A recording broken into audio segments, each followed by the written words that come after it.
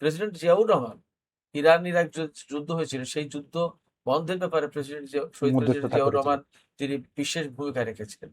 তারই সন্তান, তারই ছেলে জনাব তারেক রহমান এখন বাংলাদেশের প্রধানমন্ত্রী। তিনি যদি উদ্যোগ নিতে চান বা নিতে পারেন, তাহলে আমার মনে হয় যে অনেক বড় একটা কাজ হয়।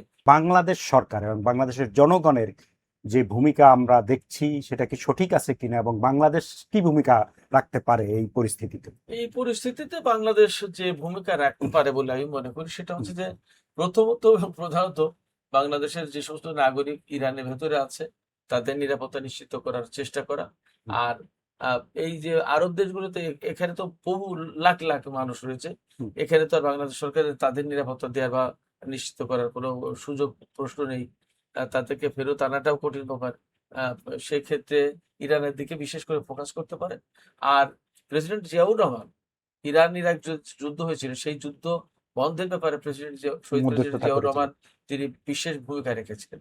তারই সন্তান, তারই ছেলে জনাব তারেক রহমান এখন বাংলাদেশের প্রধানমন্ত্রী। তিনি যদি উদ্যোগ নিতে চান বা নিতে পারেন, তাহলে আমার মনে হয় যে অনেক বড় একটা কাজ হয়। এবং তার পক্ষ থেকে সেটা এইরকম একটা উদ্যোগ নেওয়ার চেষ্টা করা, এটা তো অসম্ভব কিছু না। মধ্যপ্রাচ্যের যত দেশ সবই আমাদের ভ্রাতৃপ্রতিম দেশ, মুসলিম মিল্লাতের এক অংশ। সেক্ষেত্রে বাংলাদেশের পক্ষ থেকে, তারেক রহমানের পক্ষ থেকে যদি উদ্যোগ নেওয়া হয় তাহলে সেটা হতে পারে। আর যে এখানে ডিপ্লোম্যাটিক ইনিশিয়েটিভটাই ইম্পর্টেন্ট এই মুহূর্তে। বাংলাদেশের ডিপ্লোমেসিটা যদি যুদ্ধ বন্ধের পক্ষে পরিচালিত হয়, তাহলে সেটা একটা গুড ইনিশিয়েটিভ হতে পারে বলে আমি মনে করি। আরো একটা ব্যাপার হচ্ছে যে ইরান, রাশিয়া, চীন, আমেরিকান নেতৃত্বাধীনে ইউনিপোলার বিশ্ব ব্যবস্থা গড়ে উঠেছে। এই ইউনিপোলার বিশ্ব ব্যবস্থাকে বানচাল করে দিয়ে মাল্টিপোলার বিশ্ব ব্যবস্থা গড়ে তুলতে চায় ইরান, রাশিয়া, চীন।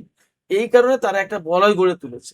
সেই বলয়ে সামরিক সহযোগিতা যেমন প্রয়োজন, তেমনি অর্থনৈতিক সহযোগিতা প্রয়োজন, তেমনি কূটনৈতিক সহযোগিতা প্রয়োজন, সব রকমের সহযোগিতা প্রয়োজন। এই জন্যই এই কৌশলগত চুক্তি হয়েছে চীন এবং রাশিয়ার সাথে ইরানের।